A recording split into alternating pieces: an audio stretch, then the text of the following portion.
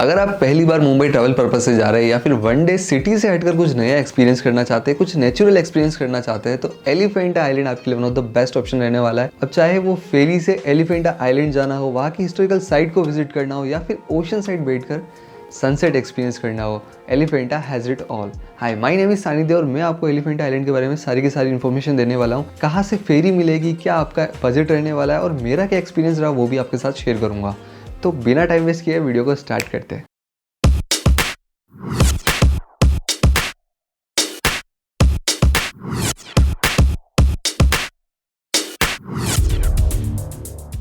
अब एलिफेंटा आइलैंड के लिए आपको सबसे पहले गेटवे ऑफ इंडिया आना पड़ेगा।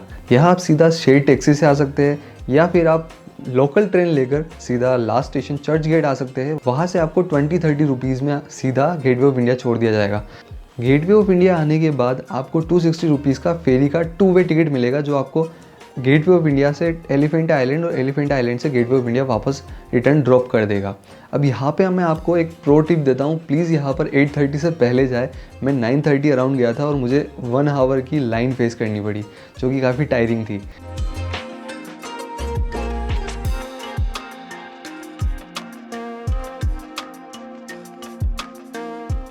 अब 1 आवर के वेट के बाद फाइनली जब हमारा नंबर आया तो भागकर फ्रंट सीट लेना तो मैंडेटरी था।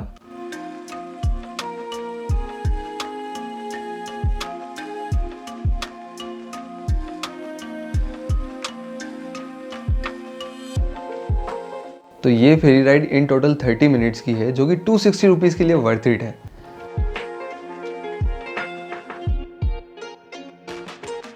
फाइनली व्यूज़ को एंजॉय करते हुए हम एलिफेंटा आइलैंड पर पहुंचते हैं और वहाँ के पोर्ट पर हमें उतारा जाता है। अब पोर्ट से आप मार्केट जाने के लिए एक टॉय ट्रेन भी ले सकते हैं, जो कि अराउंड 10 रुपीज़ में आपको मार्केट छोड़ देगी, लेकिन वहाँ भी काफ़ी लंबी लाइन थी, इसलिए मैंने पैदल चलना ही सही समझा। वैसे तो एलिफेंटा केव्स का मार्केट काफ़ी आम है, लेकिन मुझे काफ़ी वाइब्रेंट और यूनिक लगा, क्योंकि यहाँ पर पहली बार मैंने सी शेल्स और स्टोन्स को बिकते हुए देखा, जो कि मेरे लिए काफ़ी नया एक्सपीरियंस था।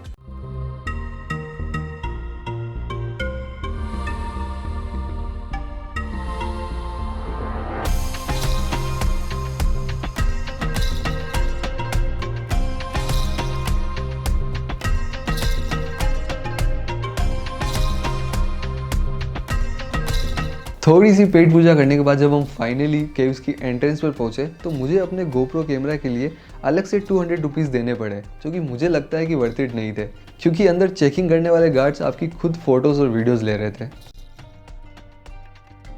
तो अब मैं आपको एलिफेंटा केव्स के कुछ इंटरेस्टिंग फैक्ट्स बताता हूँ, जो मुझे यहाँ आने से पहले बिल्कुल पता नहीं थे। तो एलिफेंटा केव्स टोटल नंबर 7 है, जिनमें से 2 ऑपरेशनल नहीं है बिकॉज ऑफ फॉलिंग रॉक्स। लेकिन इन केव्स की अलग अलग मान्यता है। कुछ लोग इन्हें शैविक गुफाएं कहते हैं, शिव की गुफा है, और कुछ लोग इन्हें बौद्धिक गुफाएं कहते हैं, बुद्ध की गुफा है। लेकिन यहाँ जाने के बाद मुझे बिल्कुल क्लियर हो गया था कि ये शैविक गुफा ही है, क्योंकि यहाँ पर आपको इतना बड़ा शिवलिंग मिलेगा, शिव जी की त्रिमूर्ति मिलेगी और एंशिएंट स्कल्पचर दिखेंगे, जहाँ पर आपको कार्तिक विवाह दिखेगा, माँ पार्वती के साथ विवाह दिखेगा, अंधकासुर का वध करते हुए दिखेगा। बहुत सारी ऐसी चीज़ें दिखेगी जो बौद्धिक गुफाएं से सिमिलरिटी नहीं दिखाती है। So it was quite clear.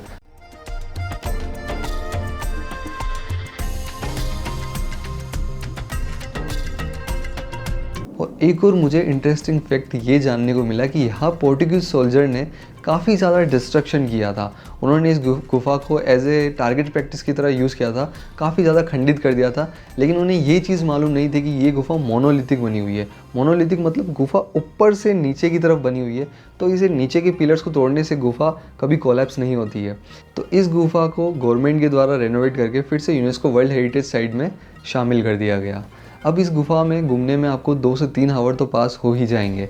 तो एलिफेंटा केव्स की हिस्ट्री को जानना, यहाँ के टेम्पल के सिग्निफिकेंस को पहचानना और सोलो इन केव्स को एक्सप्लोर करना मेरे लिए एक काफ़ी यूनिक एक्सपीरियंस बन चुका था।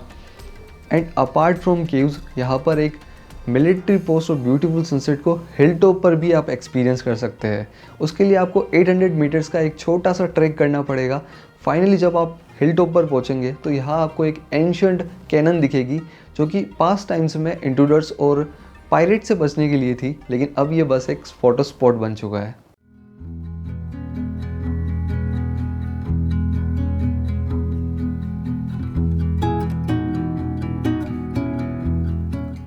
जनरली मुझे सनसेट देखना काफ़ी पसंद है और जब मैंने फाइनली हिल टॉप पर ये व्यू देखा तो मेरा मन बिल्कुल शांत हो गया।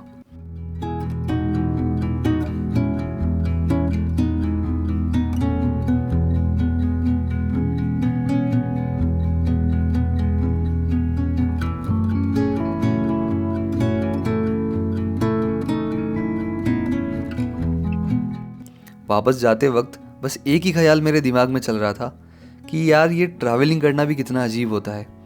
आज सिर्फ 500 में मैंने अपनी ज़िंदगी की ऐसी यादें बना ली जो हमेशा मेरे साथ रहेगी।